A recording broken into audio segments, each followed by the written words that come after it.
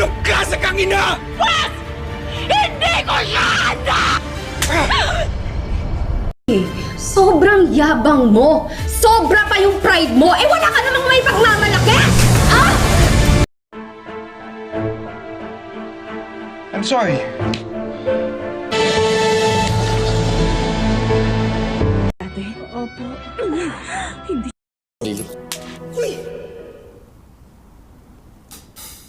Huwag na kayong manggugulo dito sa kwarto ni Romina. Pabalik-balik kayo dito. Ang dami-dami yung ano. Ha? Ganon. Aso? Aray ko! Aray ko! Sinasaktan mo ko? Yun!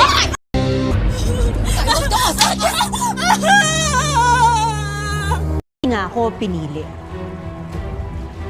Binalik-balikan naman. How dare you? Hey! Stop it! Girls! No! No, please! Huwag mong gagamitin si Lea sa pagiging desperada mo. How dare you? Hindi ako desperada!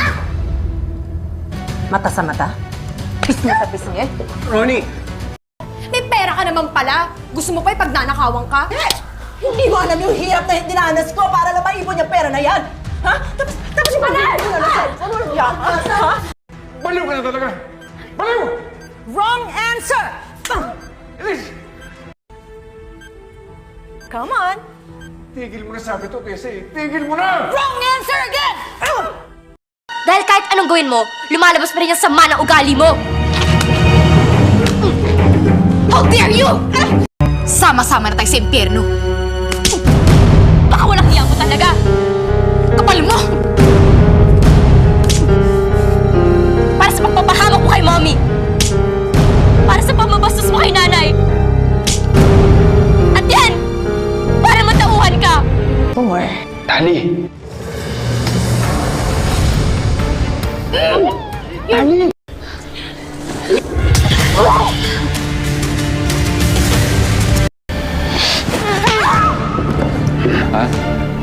Sayang lang lahat ng pinaghirapan natin!